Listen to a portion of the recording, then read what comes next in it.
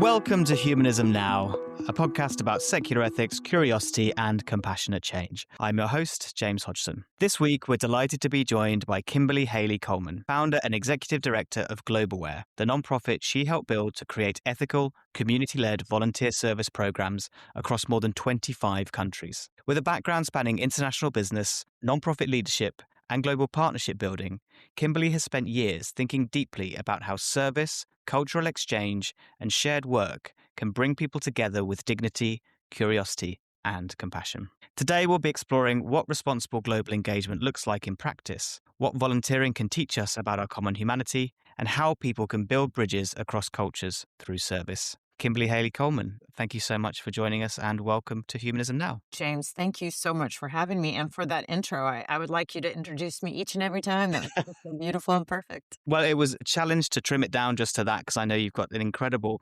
career and have had a huge impact around the world. And I'd love to dive into that just a little bit today and share that story for our listeners. So perhaps we can start with introducing GlobeAware, the organization which you founded. Why start GlobeAware and what is the problem that you are addressing with the organization? It's such a good question because even after all these years, I still struggle with making that a quick answer. So I'll hear words like, service abroad or volunteer vacation. But when you mentioned global engagement, I actually feel like that is a far more accurate way of encapsulating what it is that is driving us in terms of a mission. And the reason I started it was years ago, I had grown up traveling and getting to do a lot of things internationally and had done a lot of traditional tourist consumer-related activities and would find myself in places for work over the weekend, wanting to use my time in a meaningful way, my free time. And so I started trying to look for service and volunteering opportunities. And, there's a very cultural component to that.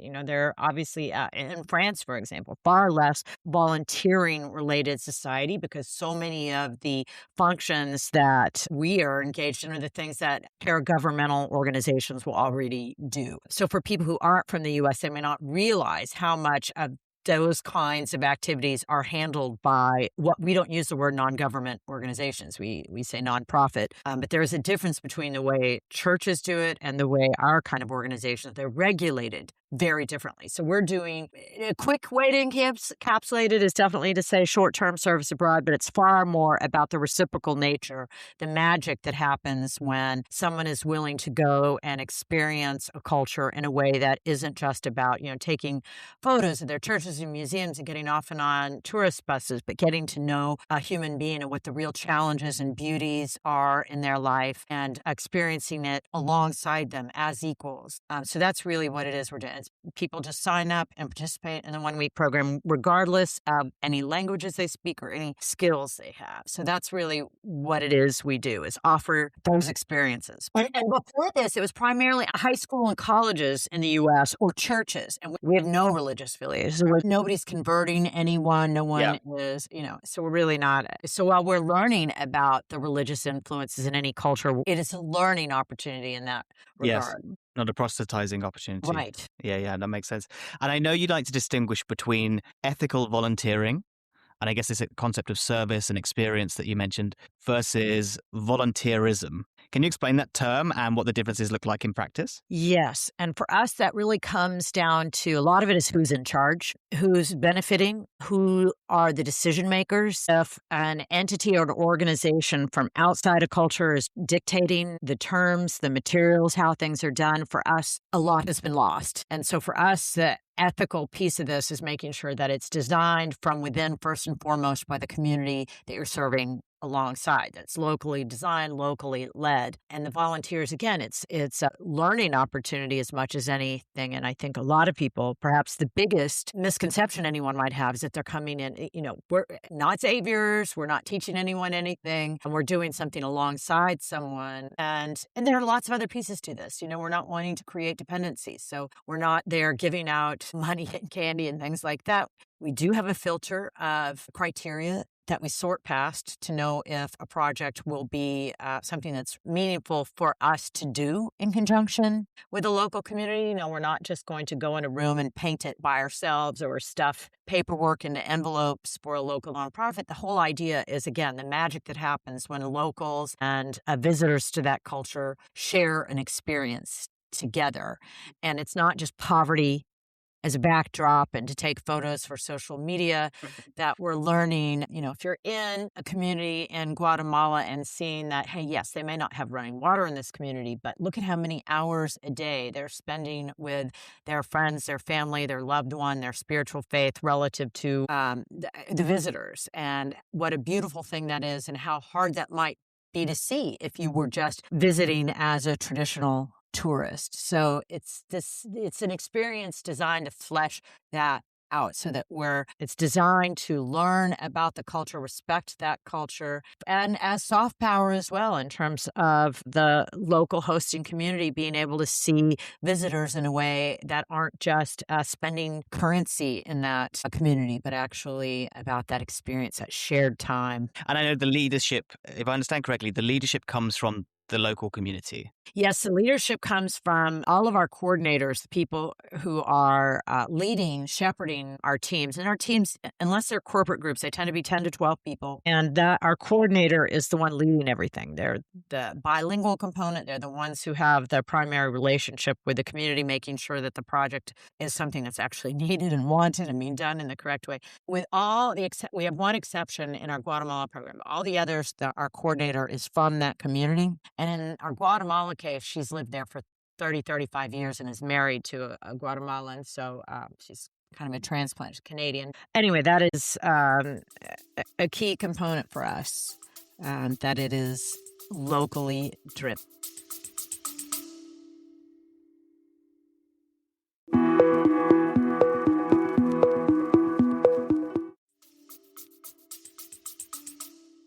Could you give us an example of a project that's been particularly meaningful for you in experiencing that cultural exchange? Since I just mentioned Guatemala, I'm going to go ahead and use that as an example because I have so many. And you had asked about ethical, responsible travel. And so I think you're right. It's good to give a concrete example of how this would look in practice. And so in our Guatemala program, we're installing concrete floors in the homes of single moms. And as we were talking about not wanting to create dependency, and we also don't want to take jobs away from local workers. So when we're doing this, our volunteers are paying to participate. We're using that money to pay local staff who are the foremen on the project, who are overseeing how we do everything, right? And, we will occasionally be criticized with economic efficiency arguments. And if I just sent a check to Guatemala for, $1,000, it would build more concrete floors than if I spent that money on an airplane and so on. But again, this really isn't about efficiency as much as connection and what happens once you show a human being that their time is worth something. You want to learn from them, about them, and you really would struggle to learn the same things just by writing a check. So I don't like the word charity around what we do. I feel like it conjures different associations from what we actually do. But yeah, so when our volunteers are in the field, they're there for 6 nights, 7 days. It's very short term. We're working 25 to 30 hours. We're learning about the culture. So we're cooking with them, eating with them, singing with them, playing soccer with them. We're still doing the cultural activities, but we tend to do them from a less traditional way. So in Guatemala, we're working with the family, or that's usually a young woman that we're putting these concrete foundations and walls to their house in. And we're getting to know her and her family and her kids and see what her life is like, how she eats. When we're pumping the water to carry it over in buckets to mix the concrete, our volunteers are reconnecting to what it means to have running water.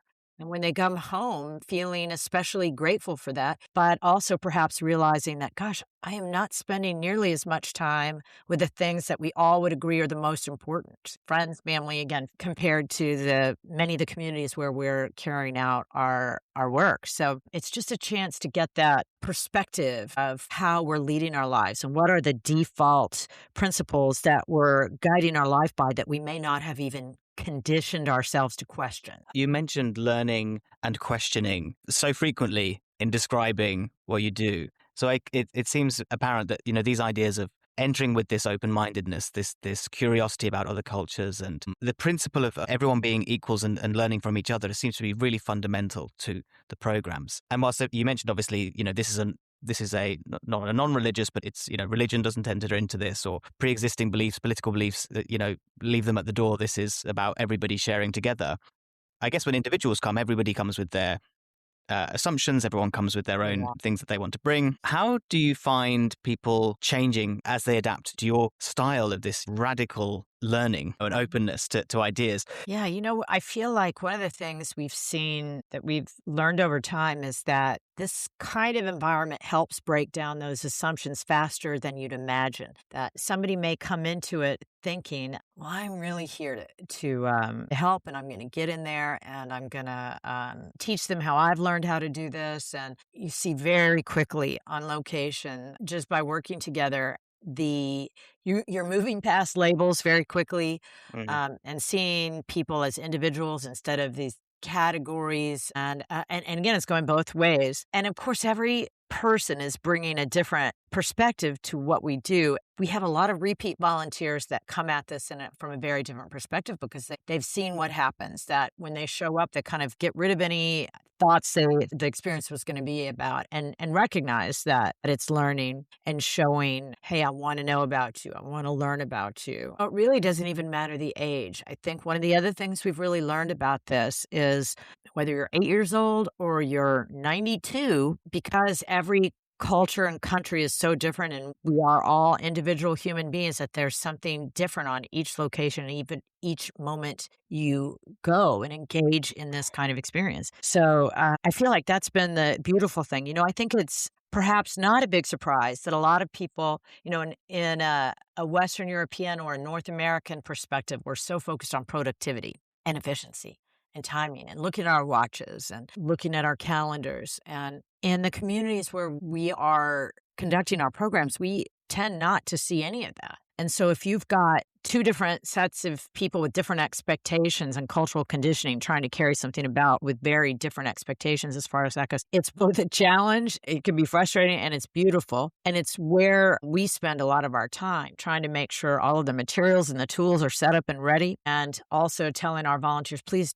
try not to look at your watch. We're going to be starting about, a half hour after the sun comes up. And if it's raining in Costa Rica, people are going to stop and take a coffee break. It's not going to be on your calendar. So we've learned that most people, when they're in that environment, will learn much more quickly to adapt than they might if they were just reading about it or studying about it, but just living it, and really getting to see and know. When you've watched somebody pump water and carry it in a bucket, and then you're seeing all the moms bathing their children in it and boiling the water to drink it with your own eyeballs, it really does have an impact on how you think about water and how precious it is. And what's your general advice for teams where we've got bringing people together, just to break down some of those barriers, to create more empathy, to build bridges, and to be more productive as a group, leaving those assumptions at the door and entering with more, I don't know if it's empathy, if it's humility. Certainly the willingness to listen, and focusing on listening more than acting. We begin and end our day with questions that are designed as part of the structure. So, for example, in a Monday in Costa Rica, the day will start with a discussion saying, did you know that in Costa Rica, we do not use traditional street addresses, which leads to an interesting conversation in terms of realizing, okay, well, then how do you ship things to people? What if I'm buying something on Amazon? How does it get there? Well, you can still do that, but it's going to be to James Hodgson, 500 meters south of the White Church, 2 kilometers after you're leaving Cartago in the province of Heredia, Costa Rica. It's a paragraph. It's not the only culture that does that. Japan does that. So we start with questions so that people can kind of trigger that part of their brain to look at life from a different angle than they might have done. And then in the evening, we began with a reflective question. So it might be, what's something you're feeling especially grateful for today? And because I've mentioned it a couple times with water, somebody might say, well, I'm really loving when I go back to my accommodations that I can turn on a faucet. So I would say that it's the questions and active listening, and not just with our programs, with any programs.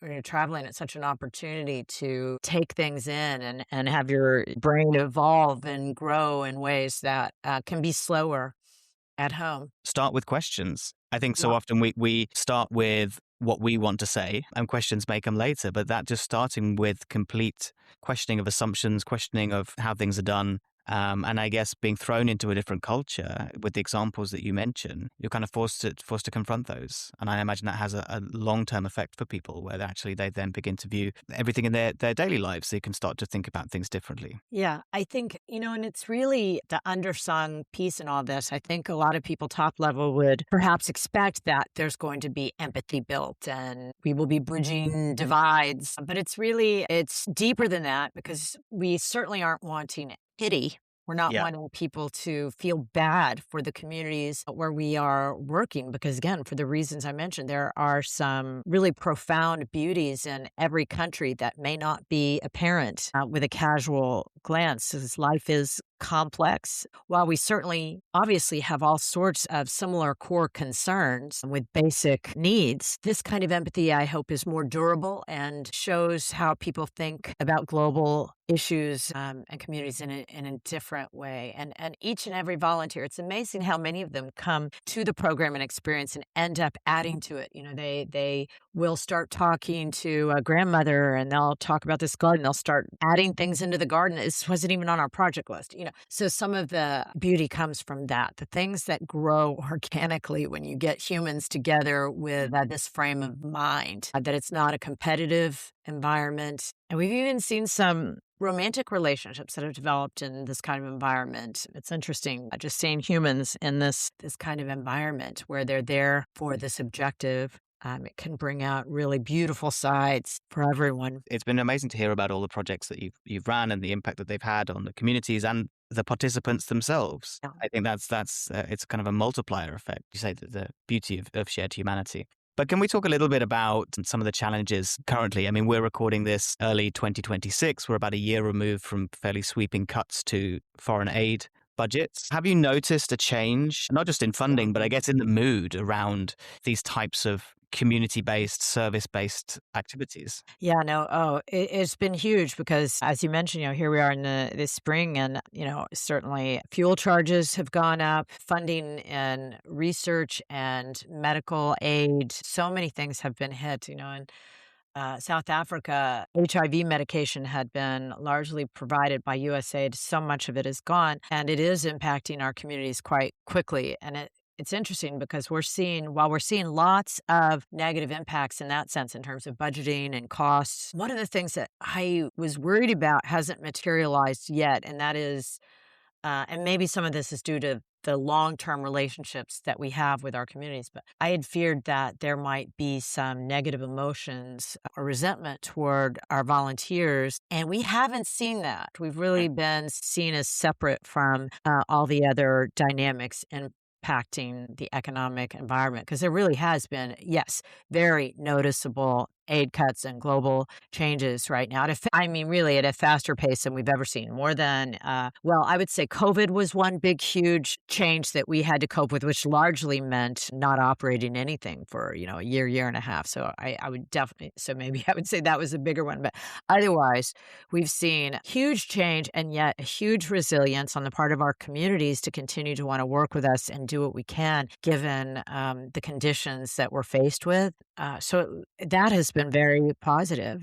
These are very, small community-led efforts. And I know I had only mentioned the Guatemala one, but, in Cambodia, we're assembling and distributing wheelchairs to landmine victims. And a larger look at that is that, it was both the Vietnamese and the U.S. government that put those landmines there to begin with. And so you might think that there would be misgivings working with someone from North America because of that. And that is not what we've seen. We've just seen a real willingness to see our participants as human beings in the same sense that our participants are doing with them. So while this all is happening and is certainly having an impact, it's amazing how enduring humans can be with their willingness to look for good. Yeah, that's really powerful. This idea that once you get people together in the same place and they're working on the same project, all of that goes away. And it's the resilience you mentioned, I think, is really strong.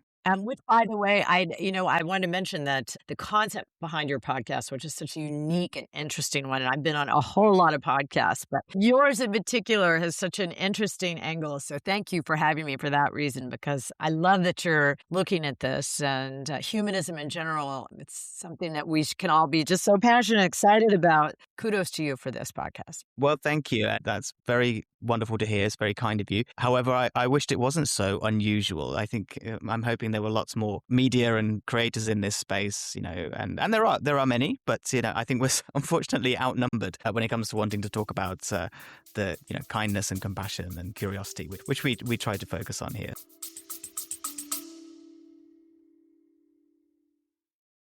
Do you wish you had a place where you could talk about all of the things in midlife that nobody says out loud with people who have both experience and expertise? The hormones, the emotions, the changes in your body, relationships, and work. The identity that does not quite fit anymore. Messy Midlife is 3 naturopathic doctors and 1 therapist having the unscripted, unfiltered conversations about all of it. We explore the strange, powerful transformation hiding inside as we navigate finding ourselves again and letting go of what no longer fits. 0 filters, 0 pretending, 0 apologies, 100% real. Join us for Messy Midlife anywhere you listen and become a part of our community. So, shifting topics a little bit, you had a background in international business prior to entering the non-profit world. What drew you to make the shift, and how does a background in business help in entering non-profit space? Well, so I will add to that a strange component that before I did that, I got a master's in art history, and I had been in the museum world and nonprofit world in another sense. I was always interested in other cultures, whether it's a business economy side or the culture side. So it's interesting that, but I didn't know, like so many, what I was going to do with it. Certainly studying business in general is something that, whether it's a for-profit or nonprofit, figuring out how something can be sustainable is an urgent thing that I really wish was something that's covered without having to go to graduate level studies. In the United States, we're still sorting all that out, really working on how do we get the kind of education people need. And, James, things are changing so quickly with AI and with the kinds of things that are available online. I'm curious how that will shift. Even here where I am, we've just decided to go with education vouchers, and that's likely to have really long-lasting reverberations that we don't know what that's going to look like. So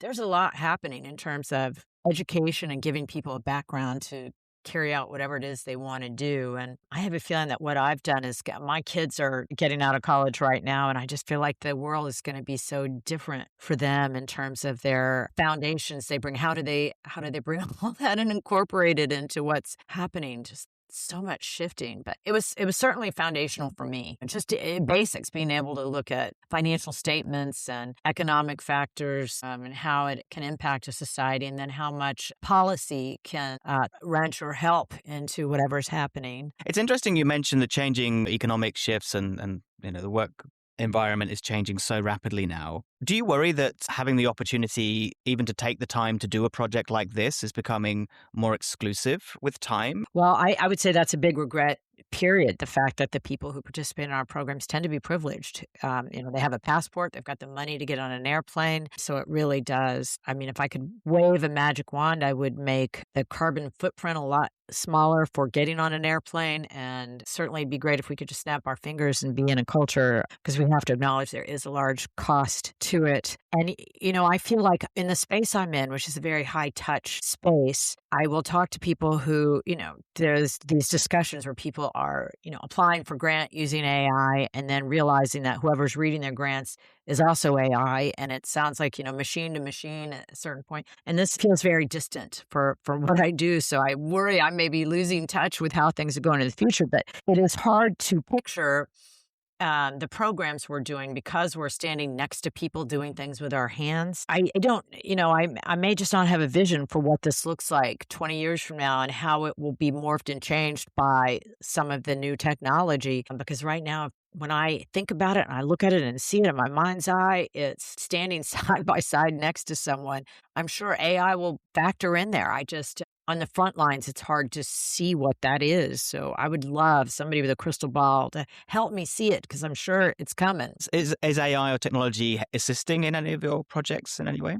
Here's where it's helping. So, if somebody were to call and say, hey, I'm looking to go to Southeast Asia in a month that's not rainy, and I want to do something in a community, but I don't want to be in a city or whatever. Think of all these things. So now we do have a databases where we've pulled all of our materials in to help with that kind of thing. And we certainly use it in more practical, logistical sense. Like if we've got accounting here, why is this off $44? Little things like that. But we really haven't found any sort of heavy lifting that it can do. And again, it may just be my lack of expertise or vision, but we just haven't seen. Maybe if we talk a year from now, I'll have very different viewpoint.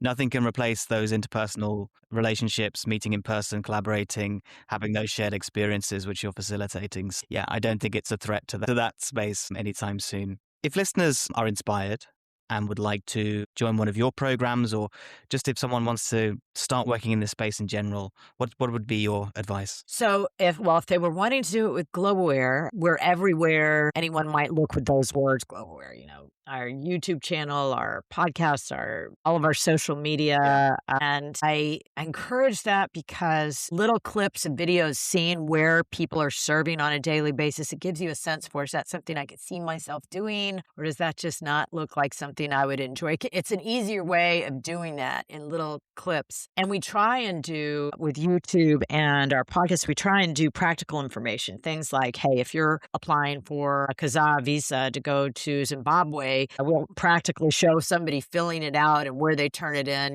We try and have practical information that will apply for people, whether they're going on our program or just trying to go someplace on their own. Things like, this is what the bathrooms look like in northern Thailand.